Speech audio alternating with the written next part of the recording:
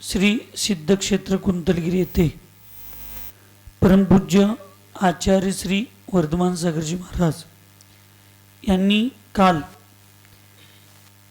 चारी प्रकारच्या अन्न पाण्याचा त्याग करून जिन धर्मातील सर्वश्रेष्ठ असं व्रत जे अनंतानंत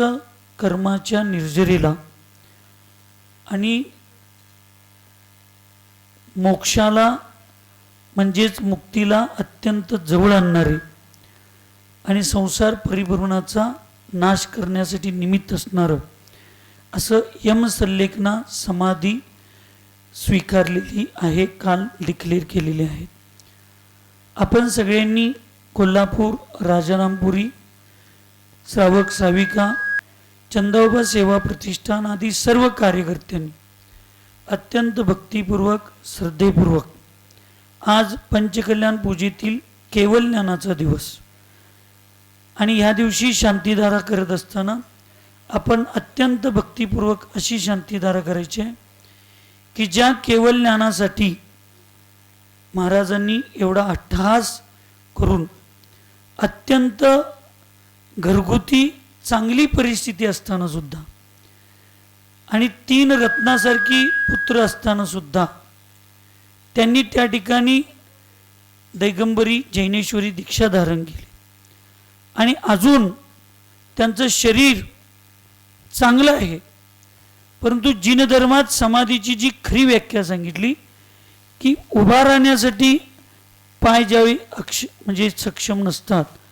आणि अंजोली बांधण्यासाठी हात ज्या वेळेला ह्या अंजोलीतून द्रव्य खाली पडण्याची भूमिका चालू होते किंवा हात थरथर कापतात, त्यावेळी दिगंबर मुनी महाराजांनी यमसल्लेखना समाधी मरण स्वीकारण्यास सांगितलं आणि जसं आगमात सांगितलंय त्या पद्धतीनं तिने अत्यंत श्रद्धेपूर्वक निष्ठेपूर्वक ह्या क्रिया त्यांच्या लक्षात आल्याबरोबर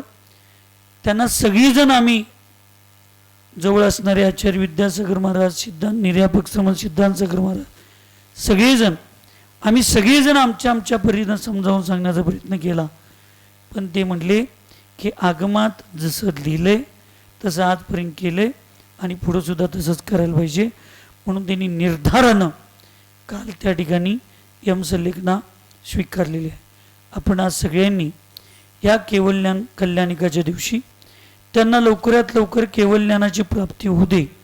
आणि हे समाधी महामहोत्सव जसा आचार्य शांती सागर महाराजांचा, जसा आचार्य गुरुनाम गुरु श्रुत सागर महाराजांचा, जसा अत्यंत सिद्धक्षेत्र कुंतलगिरीमध्ये प्रभावनापूर्वक आणि अत्यंत चांगल्या पद्धतीनं झालेला होता, तशीच आचार्य वर्धमान सागर महाराजांची समाधी साधना चालू दे. आपल्याला मलाही तिथं जायचं होतं, पण मला वाटलं होतं की बहुतेक जुलै महिन्यामध्ये त्यांनी स्वीकारतील किंवा चातुर्मासामध्ये स्वीकारतील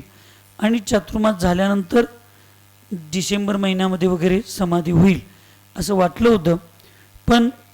निर्धाराला कोणी आपण अडवू शकत नाही आणि त्यांना निर्दोष साधना करायची आहे म्हणून त्यांनी हा निर्धार केला. आपण तिथंपर्यंत पोचू शकत नाही, पण इथूनच परोक्ष रूपामध्ये आपण भगवंतांच्या चरणी प्रार्थना करू आणि त्यांचा समाधी महामहोत्सव अत्यंत चांगल्या पद्धतीनं हो अशा भावनेनं आजची शांतिधारा अभिषेक आपण सगळ्यांनी करायचं आहे.